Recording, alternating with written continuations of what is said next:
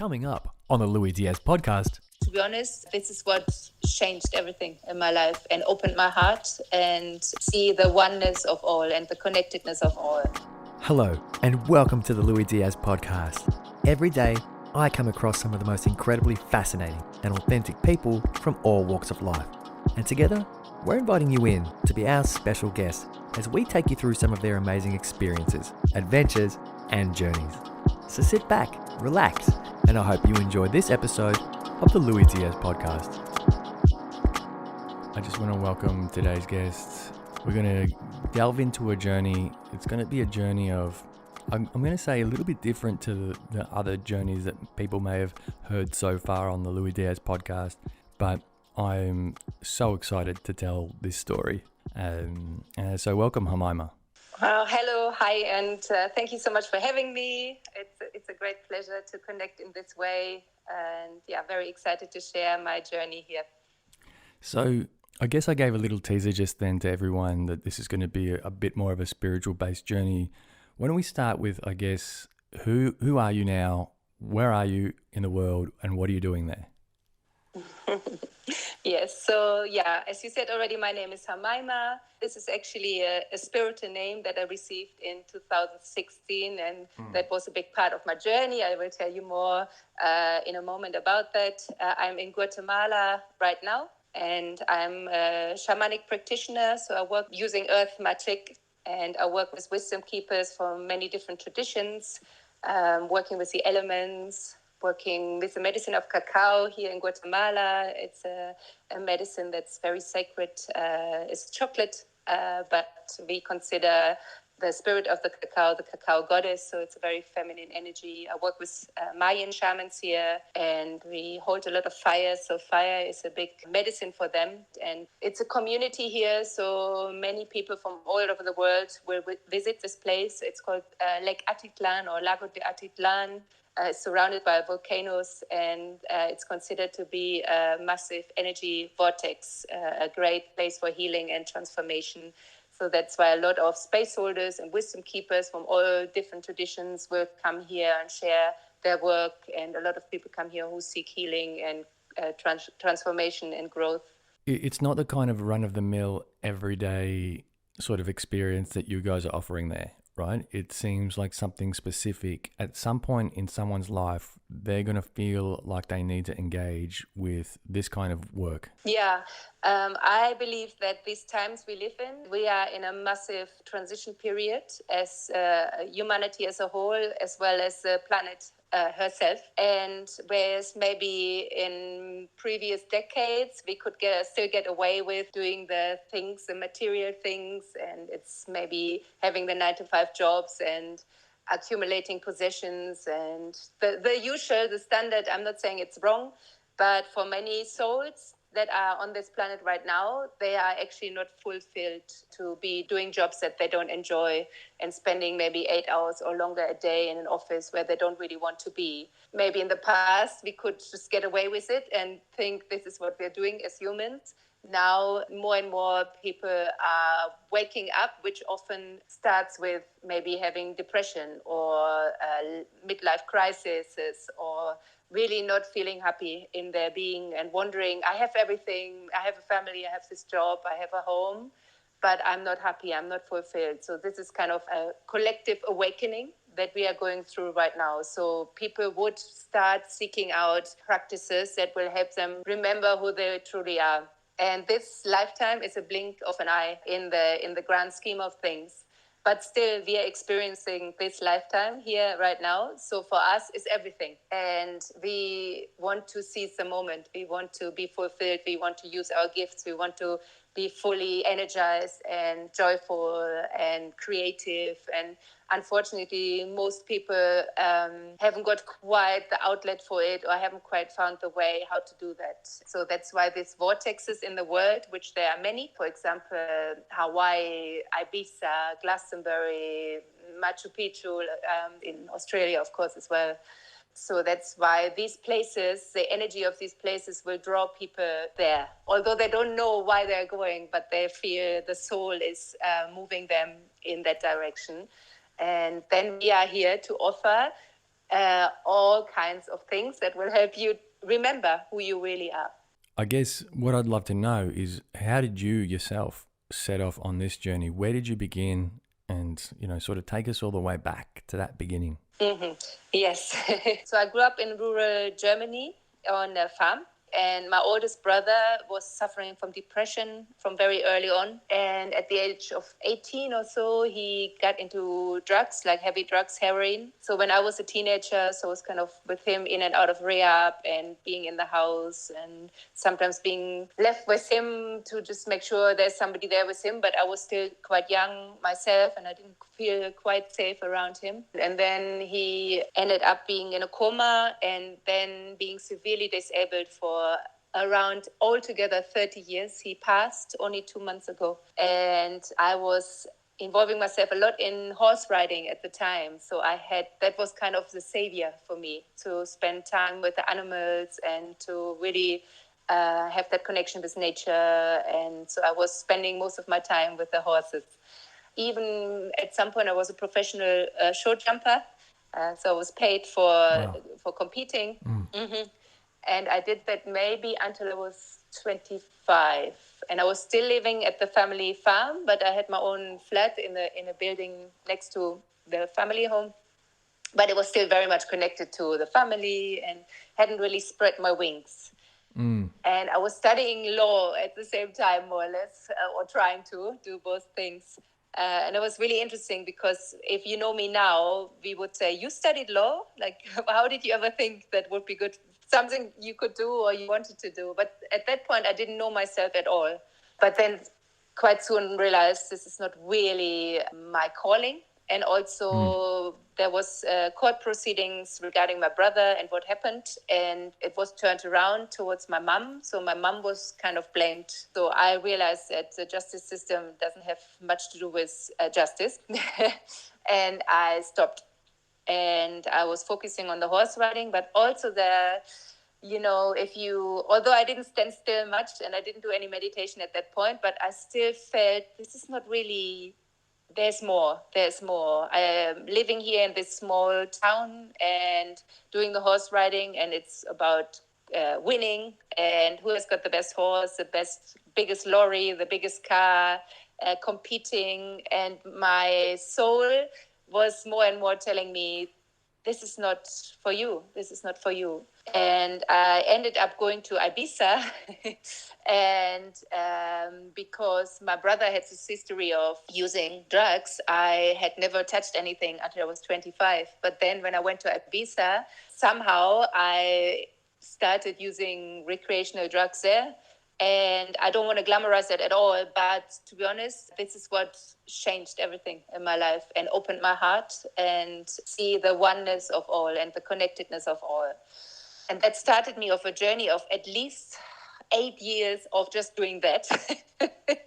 And so I moved to London. I worked in a pub for 1 year, and then I got my first job as a social worker there, which was great, and I learned a lot. And I still today feel that was a good training for the work that I do now. So I worked with unaccompanied minors that came to the country. I worked with children in care. I worked in an inner London borough, so it was quite high-risk cases. So I would have to go to visit them in secure units, in prisons, in children's homes, in foster care. So it was challenging work. And then after maybe 4 years of doing that work, I felt I'm depleting myself. I'm burning out. And my relationship, as well as activities at the weekend that were still going on, it was just like not really serving me at all anymore. And I left the relationship and I went off to India. And it's a bit of a cliche because that's how many people's spiritual path or their remembrance started. But it did for me. So I went, and the first time I ever did yoga was in an ashram in India. And I spent a few months there on my own. I traveled to different ashrams and really involved myself in that culture. But yeah, it was really a first step in my journey. And then I met somebody else and we spent some time together and we moved to London and we opened a school for girls who struggle in mainstream education. So when one comes back from India, one has got this idealistic ideas and wants to change the world. So we said, okay, because of my social work background, and there was a big need of supporting these girls, which no school wanted, and to just really make sure they get an education. And we set up this big thing and had teachers and mentors and everything. And very soon it worked out that, or it turned out that our business partner was quite a big bully, and I was in tears literally every day because of his way, how he wanted to work together, and was really tough. So at some point I said to I think we were married already, my partner at the time. I said, I can't do this. And we ended up losing a lot, or he ended up losing a lot of money. And I failed him, first of all. I failed the girls that were there. My entire confidence was gone. I didn't know what to do. I didn't want to go back to social work. I didn't know what I was good at. So really proper crisis. And thankfully, Chris, my husband, he was great. And he said, if you really can't do it, don't worry. The money is the money. It's okay. It's gone. And he was really great. So at some point, I could leave, and I felt very relieved about it. But then, of course, what now? I don't even know what I want to do, what I'm good at. I don't know what to do. And thankfully, I have a lot of fire, and I don't sit around. So after a little bit of moping around and being kind of depressed, I started doing voluntary work. And whilst I was doing that, a dear friend of mine told me about Kundalini Yoga, and we went to a class. And like you said already, it's such a powerful practice. And more I attended classes. And then after a few months, I started teacher training in Kundalini Yoga. And I realized that this was the key, and that was really what accelerated my transformation. I always say that Kundalini Yoga, there are many practices, but for me, Kundalini Yoga and plant medicines are the highways in spirituality. So they say there are no shortcuts. You have to do the work, but I feel there are highways, and there are country lanes, and there are parking spots, right? Sometimes it's good to park, but sometimes you want to go fast. There's usually no time to waste, right? Why waste time? And I heard recently, it's really beautiful. I'm sure you have heard it. We are the ones we have been waiting for. So why wait? Right. And then in 2013, we went to Peru for the first time to work with ayahuasca. And that was another big moment that changed a lot. So from Kundalini Yoga, which is very rigid and a lot of rules, and it's a lot of like opening to sky, which is great. But what the shamanic work brought in is to the deep connection to the earth and to the elements and the earth's magic, and knowing the power of the plants, and not only the big heavy weights of the plant medicine world, but like the herbs and the flower essences and all the beautiful things that are out in nature. We don't need to take any chemicals for anything. It's all there. So if we remember that ancient wisdom, then everything is provided for us. And that was so beautiful to experience it. So we're in Peru. You're there with your husband at the time. You've discovered plant medicine. Yeah, so we went back to London, and I started working with cacao that we use to open the heart and to connect to nature, really, and to help people to look at their lives from a different perspective. The Mayan shamans say that the cacao tree walked out of the rainforest because we as humans had lost connection to nature. And that's why the cacao is so well known, and there's a lot of cacao ceremonies all over the world. The cacao spirit realized that we need to connect with nature, and then we will start looking after the planet again, and we will look after the waters, and we make sure we don't pollute so much. And so I started working with cacao in London, and I combine it with taking people on shamanic journeys, meaning that I take them into the invisible realm, or the non-ordinary realm of spirit, where they can meet their spirit guides, their spirit animals, their inner child, their inner warrior, their higher priestess. So it's like a storytelling that is combined with rhythms like the drum and music, and people get really beautiful messages and guidance for their life. So that was the work I started doing with cacao, and I was then combining it in retreats with Kundalini Yoga. We also used to work with live serpents and we would bring them for people to overcome fears, for example, so yeah. If I was to do a cacao ceremony with you, what should I expect? So when it comes to what messages you receive, that is totally up to you. Sure. And that can be visual, it can be audible, you can sense something. You might just have a physical experience where you feel the energy flowing, or you feel blockages being removed in your body. So everybody is totally different, and every cacao ceremony is totally different for everyone. Sometimes they have very visual experience, and then the same person comes the next week and they don't. So we always say, trust the medicine. The medicine will always know what is needed at the time. Okay. Wow. So there is, like, going back to that sort of theme of mystery and surrender and trust. I guess there's a lot of letting go that people need to do when they sort of embark on this journey, right? I mean, yeah, that's probably the main thing, letting go. Letting go of patterns and self-limiting beliefs and programs, old programs. We are so programmed, or many of us, and there are traumas that have been passed on probably from generations. So when you work with people and you look back, then probably their mother had the same difficulties with their own mother, and so on. So there's probably something that has been passed down in the feminine ancestral line, or the masculine one, or so you can really see, this has been in the family for generations, and it's always being brought forward. So the one who is now present will deal with it. And fortunately, with the energies present right now, it is much easier to heal. So, I mean, if I jump back to your sort of journey for a minute, then from Peru to where you are now, what happened in between? In between, life in London was just not what I wanted anymore. So then we decided I had an offer to teach at a big retreat center, like a really beautiful wellness center in Sri Lanka. And then we thought, okay, packed up the life and went off to do that.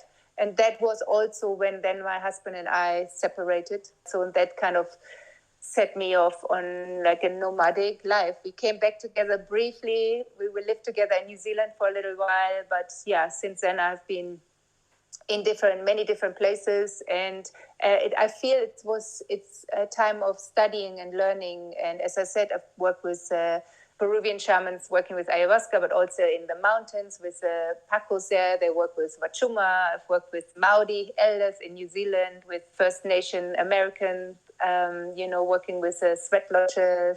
I've worked with the Maracames, with Peyote, the mushroom shamans in Mexico. What else? Pagans. Every year I support the Goddess Conference in Glastonbury, which is a big pagan kind of event.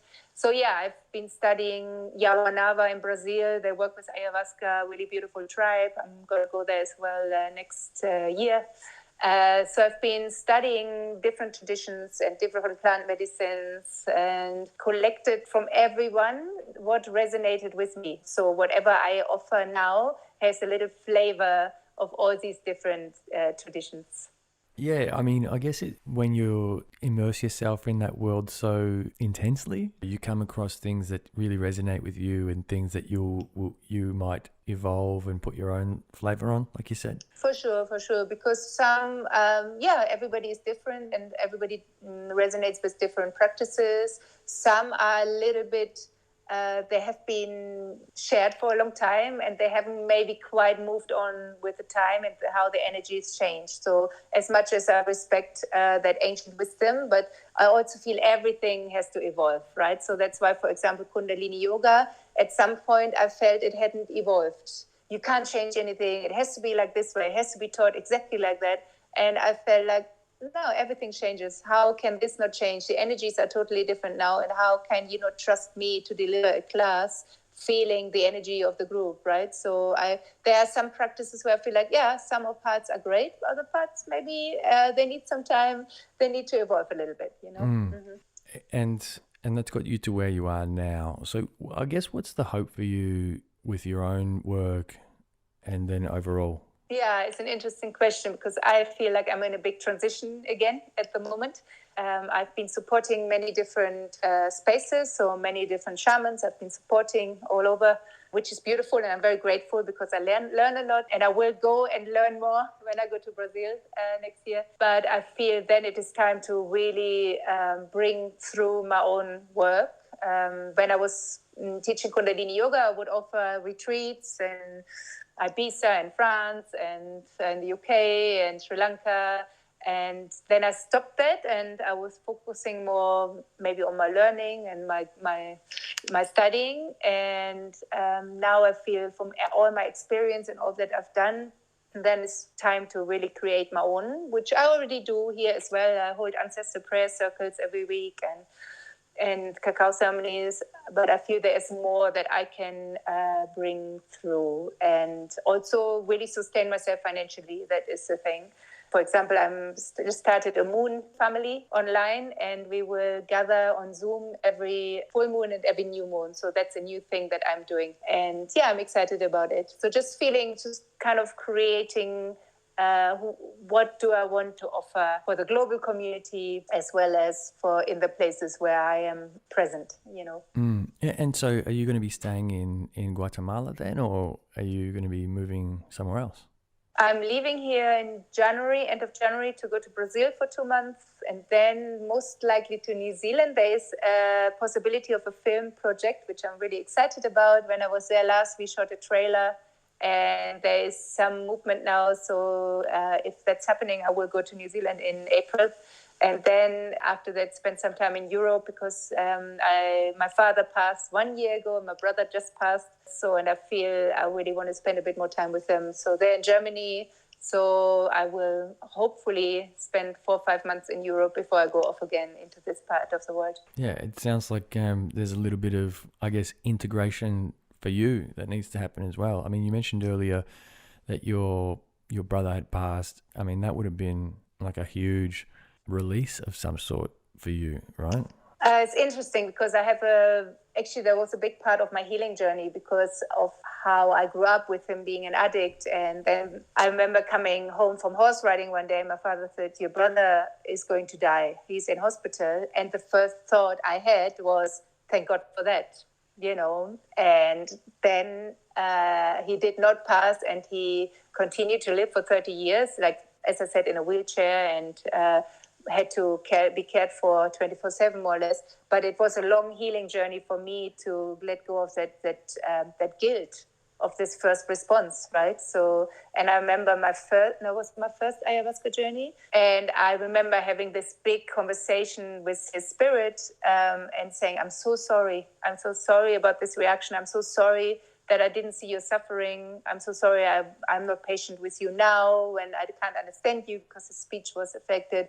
Please forgive me. I love you. And he appeared and he said, there's nothing to forgive. I'm always here. I love you. And it was so beautiful. But it took me a few years to heal that, this first reaction of because I felt I used to hate him. He would affect my entire teenage life. My mother said at some point, I can't remember you as a teenager because they were so focused on him.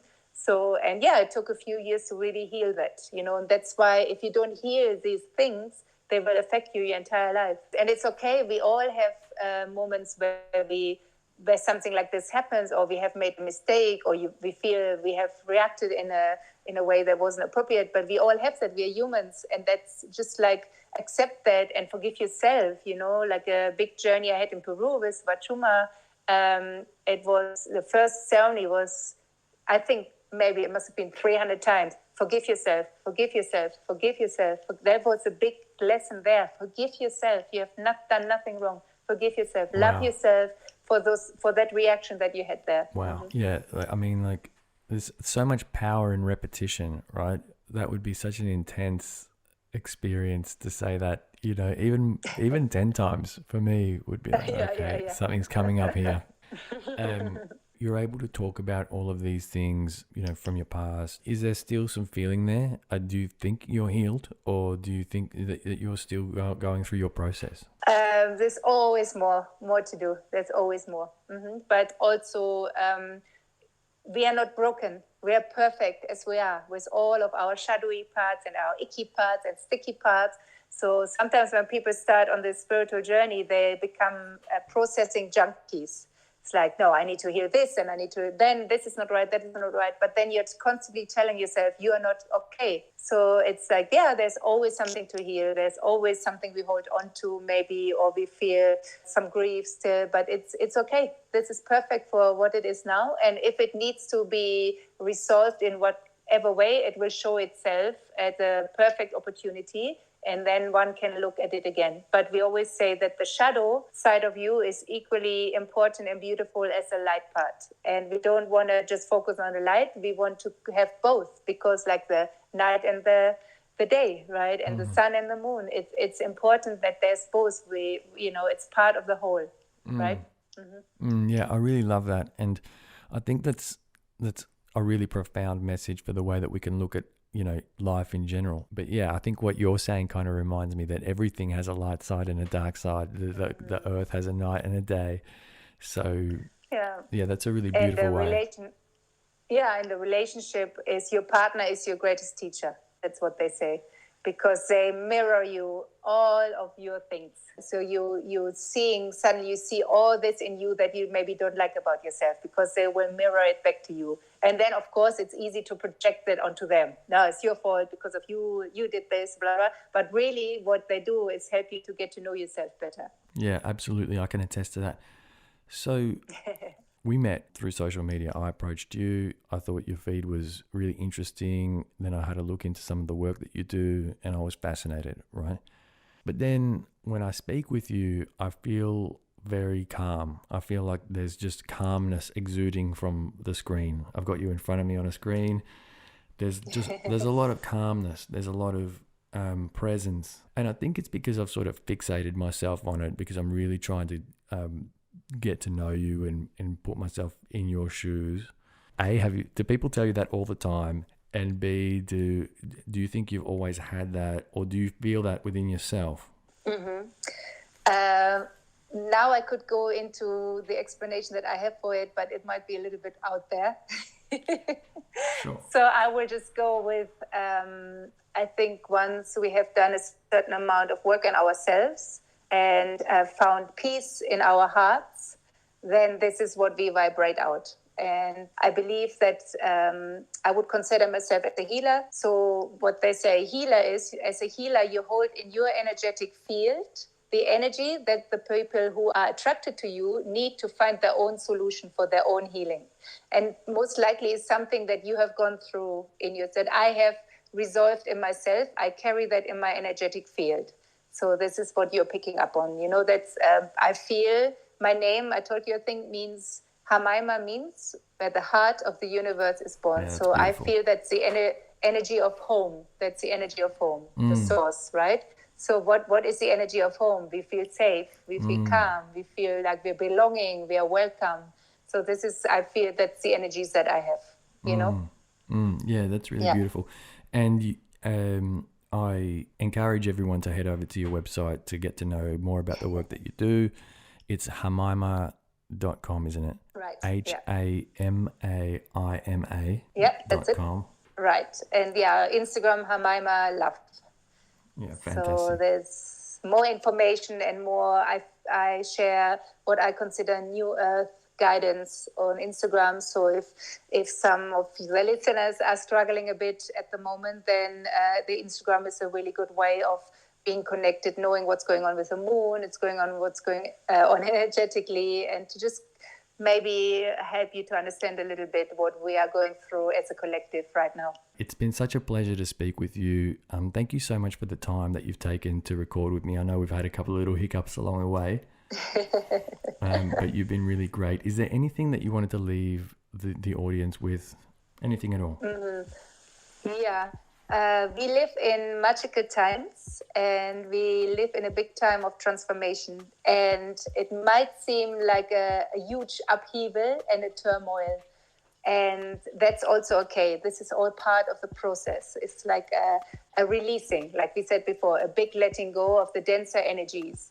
So if you feel there are some people in your life who are holding this energy of home that we just discussed, and there seem to be like this calm islands in the wild seas, then I highly recommend to navigate towards those islands and hang out with those people and find your tribe, find those people who are really making changes, how they live, they grow their own food, they look after the environment, they do their practices. They don't live in a state of fear. They're choosing love over fear every moment. So find those people and hang out with them, because it will then absolutely change your own frequency as well. So that's what I can give as a little advice. Yeah, that's so beautiful, because I guess it doesn't involve, going and signing up for a certain course or going to a studio of any sort. It is, just looking at what's around you, what already exists, and hopefully what is already in your field of presence, hopefully. Yeah, and nature has all the answers, right? Spend more time in nature, connect to the trees, go into the waters, bring offerings to the waters, to the mountains. They love tobacco. Make prayers and connect and kneel and kiss the earth. And it's a privilege to walk on this planet right now. It is a privilege. And we should really, really, really honor this big opportunity that we have right now. Wow. Beautiful message. Really, honestly, it's been such a pleasure to speak with you and get to know you better and to have you as part of the podcast. I know that there's going to be people out there that are going to really value all the wisdom that you've brought to us today, and also having sort of, being given a little bit of insight into your own personal story. I know it might not always be easy to tell, but it seems like you've done a lot of work and maybe told it a lot of times, right? To sort of get to a place where you're okay to share that. But look, we're very, very, very grateful for having you here today. And I think at the end of every episode, I do a little round of applause for my guests and just say woohoo. So I guess on 3, I'm going to clap. You can clap too if you like. But 1, 2, 3, woohoo. Hey, Hamaima, thanks so much for being here. It's been so good to have you, and I can't wait to keep in touch. Yeah, thank you for having me, and thank you for all that you do and sharing interesting life stories that maybe will move people to make some changes in their own lives. Thank you for what you do, and thank you for finding me, and looking forward to connecting again. Much love. I hope you enjoyed this episode of the Louis Diaz podcast. To find out more about any of our guests and catch additional photos and content from this episode, find us on Instagram at Louis Diaz Podcast.